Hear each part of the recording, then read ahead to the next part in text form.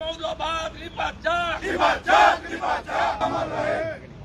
पाकिस्तान मुर्दाबाद मुर्दाबाद मुर्दाबाद। पाकिस्तान मुर्दाबाद मुर्दाबाद मुर्दाबाद। हिंदुस्तान जिंदाबाद जिंदाबाद जिंदाबाद। আপনাদের কাছে প্রথমত দুটো তথ্য জানাই, তারপরে প্রশ্ন থাকলে বলবেন। সেটা হলো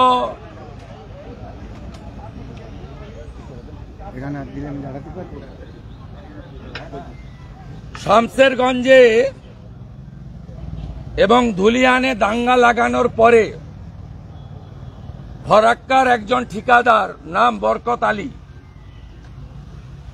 তিনি ব্রিজ অ্যান্ড রুফ কোম্পানির ঠিকাদার আসামের নুমালীগড় রিফাইনারি, সেখানে এই দাঙ্গাবাজ 70 জনকে নিয়ে পালিয়েছেন এবং ওখানে আনস্কিল্ড জবে আমরা শুনেছি কাজ দেওয়ার চেষ্টা করছেন বা দিয়েছেন। আসামের সম্মানীয় মুখ্যমন্ত্রী হেমন্ত বিশ্ব শর্মাকে আমরা জানিয়েছি Numaligarh refinery Assam bridge and roof কোম্পানির ঠিকাদার নাম বরকত আলী ফরাক্কা, তিনি দাঙ্গাবাজ জিহাদিদেরকে আসামে নিয়ে গেছেন। আসাম পুলিশ যেন অবিলম্বে ব্যবস্থা গ্রহণ করেন এবং আসাম পুলিশকে আমরা তালিকাও পাঠাচ্ছি। দ্বিতীয়ত 92321 75388 নম্বর, আমি বাধ্য হচ্ছি নম্বরটা ডিসক্লোজ করতে। 92321 75388 এই নম্বর থেকে ধুলিয়ান শামসেরগঞ্জে একটা পোস্ট করা হয়েছে। এলাকার সমস্ত শান্তিপ্রিয় মানুষের কাছে বিশেষ আবেদন, চুন্নুর, অ্যাকোয়া অ্যাক্টিভ এবং এসএমআর কাফে, মোহনের কাপড়ের দোকান, জৈন মেডিকেলকে বর্জন করুন। কোনো জিনিস কিনবেন না। যারা দাঙ্গা করে, তলে তলে মুসলিমদের বিরুদ্ধে চক্রান্ত করে, তাদের উচিত শিক্ষা দিন। আপনারা 20 জনকে মেসেজটি শেয়ার করুন। তার মানে এরা হিন্দু এবং জৈন, যেহেতু ওখানে 20%-এর নিচে হিন্দু জনসংখ্যা ইনক্লুডিং জৈন, তাদের কাছ থেকে জিনিসপত্র না কেনার প্রচার করছেন। আমি ফারাক্কা, শামসেরগঞ্জ, ধুলিয়ান, জঙ্গিপুরের কোটিপতি বিড়ির মালিকদেরকে অনুরোধ করছি, বিশেষ করে পতাকা বিড়ির মুস্তাক সাহেব সহ অন্যদের, এই জিনিস যদি বন্ধ না করেন, আপনারাও দিল্লি, উত্তরপ্রদেশ, হরিয়ানা সহ যেখানে বিড়ি সরবরাহ করেন সেখানে কিন্তু প্রতিক্রিয়া হবে। নিউটন বলে গেছেন, প্রত্যেক ক্রিয়ার সমান এবং বিপরীতধর্মী প্রতিক্রিয়া আছে। এই জিনিস আপনারা বন্ধ করবেন, এটা আশা করি।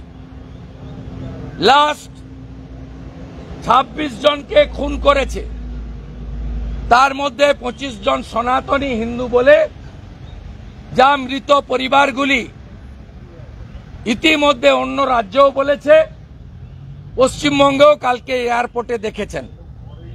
আমরা ভারতীয় জনতা পার্টির যে কয়েকজন এমএলএ স্ট্যান্ডিং কমিটির মিটিংয়ে সই করতে এসেছিলেন, আমরা 10-12 জন মিলে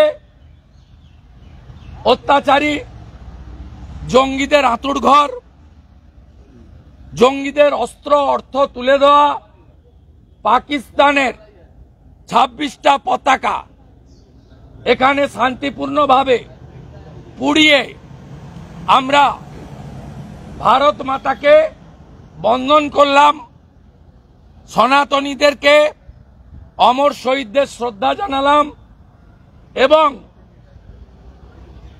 ইসরায়েল যেমন গাজাকে ধ্বংস করেছে পাকিস্তানের ধ্বংস প্রার্থনা করলাম। আপনাদের কিছু আছে? দাদা, তৃণমূল কংগ্রেস কি এই ইস্যুতে পথে নামতে পারে? আপনি কি মনে করেন? তৃণমূল কংগ্রেস তো সব ইস্যুতে রাস্তায় দেখা যায়। তৃণমূল কংগ্রেস তো কাল আরামবাগে অমিত শাহজির কুশপুতল পুড়িয়েছে। তারা সার্বিকভাবে প্রধানমন্ত্রী এবং স্বরাষ্ট্রমন্ত্রী পদত্যাগের দাবি তুলেছে। তৃণমূল সে রাজনৈতিকভাবে উনারা তুলতে পারেন, কিন্তু এই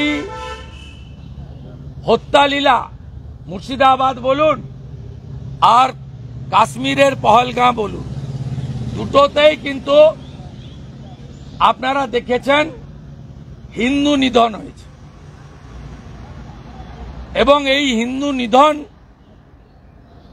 হয়েছে তার কারণ তৃণমূলের মতো কিছু ভণ্ড সেকুলারিজমের নামে তারা এই জঙ্গি জিহাদি ইসলামী সন্ত্রাসবাদ তাদেরকে মদত করছে।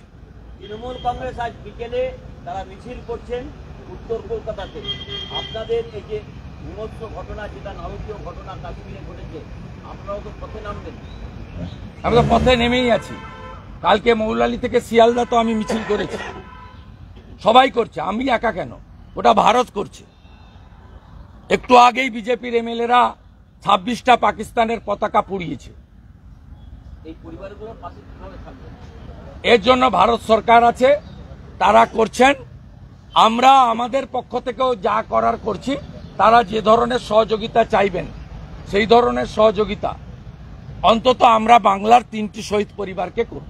যে পাকিস্তান বিদ্বেষীটা ঘটনা ঘটেছিল সেখানে 26 যারা মারা গেছেন তার মধ্যে একজন সংখ্যালঘু পরিবারের রয়েছেন, তিনি ওখানে স্থানীয়। তিনি কিন্তু বিষয়টি প্রতিবাদ করেছিলেন। দেখা গেল যে ধর্মের মানুষকে দেখে খুন করা হলো, সেখানে একজন অন্তত প্রতিবাদীকে দেখা গেল, কি বলবেন? এটা অত্যন্ত ভালো দিক যে তাকে কাফের বলে চিহ্নিত করে খুন করেছে। মানে খুন করাটা ভালো দিক নয়, প্রতিবাদটা আদিল সাহেব ভালো দিক। আমরা এই কারণেই অটল বিহারী বাজপেয়ীজি এপিজি আব্দুল কালামকে রাষ্ট্রপতি করেছিলেন। এই কারণেই নরেন্দ্র মোদীজি আরিফ মোহাম্মদ খানকে কেরালার রাজ্যপাল, পরে বিহারের রাজ্যপাল করেছে। বলছি যে ঘটনা ঘটেছে একটা এখনো দেশে এপিজে আব্দুল কালাম বা আরিফ মোহাম্মদ খানেদের মতো বা নাজমা হেপতুল্লাদের মতো মানুষজন আছে এবং কাশ্মীরে দাঁড়িয়ে গোলাম নবী আজাদের মতো লোকেরাও যে ভাষায় নিন্দা করেছেন, এটাও প্রশংসা। তৃণমূল কংগ্রেসের মধ্যে যে বিক্ষোভ দেখা যাচ্ছে তা কিন্তু অমিত শাহ মোদীর বিরুদ্ধে, পাকিস্তানের বিরুদ্ধে একটা বিক্ষোভ। মুখ্যমন্ত্রীর 3টে সোশ্যাল পোস্ট কালকে দেখবেন, কোথাও ইসলামিক টেরারিজম তিনি বলেননি। মুখ্যমন্ত্রী কোথাও পাকিস্তানকে আক্রমণ করেননি, উল্টে ইন্টারনাল সিকিউরিটিকে ফেলিওর বলেছেন। মানে এটাই, মানে কেন, মানে এত পাকিস্তানের? এর উত্তর বিটন অধিকারীর স্ত্রী, সমীর গুহ স্ত্রী কালকে কলকাতা এয়ারপোর্টে সকলের সামনে দিয়ে দিয়েছে। কিন্তু বলছে বিতান অধিকারীর স্ত্রী 24 ঘন্টার মধ্যে বয়ান বদল করেছে, বেশ কয়েকজন পোস্ট করছেন। না, ওগুলো বাদ দেন, ও জ্বালা থেকে বলছে, জ্বালা যন্ত্রণা থেকে বলছে।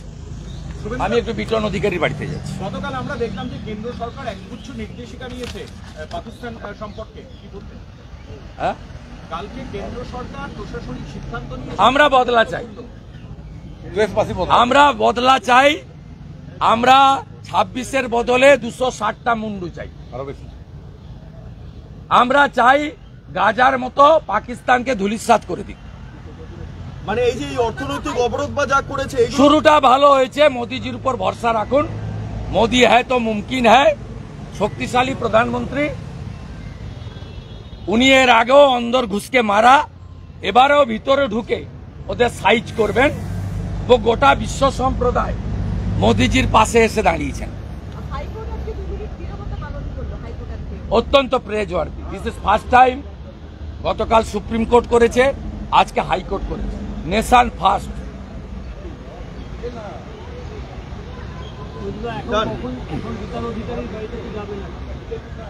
ওনার স্ত্রী আমার সঙ্গে টাচে ছিলেন, আছেন। উনি কিছু ব্যক্তিগত কথা বলতে চান, ওই অবস্থায় তো বলা যায়নি, আমি ওটা শুনতে যাব, অন্য কোনো কারণ নয়। সুরেন্দ্র, একটা অন্য প্রশ্ন, সেটা হচ্ছে এসএসসি অফিসের সামনে চাকরিহারা শিক্ষকেরা বিক্ষোভ করছিলেন, কিন্তু আজ থেকে দেখা যাচ্ছে যাদের লিস্ট, যারা যোগ্য তাদের নাম পাঠানোর পরেই অযোগ্য যারা ছিলেন তারা আজকে বিক্ষোভ করছেন। তারা বিক্ষোভ তো করবেন, সরকার বিষয়টাকে জটিল করে দিয়েছে। এসএসসি সেকেন্ড টাইম পিটিশন করে সব শিক্ষাকর্মীকে অযোগ্য ঘোষণা করে দিয়েছে। সব শিক্ষাকর্মী তো অযোগ্য নন, বিষয়টা তো স্পষ্ট হয়নি। জটিলতা তো মমতা ব্যানার্জি নিজে করছেন।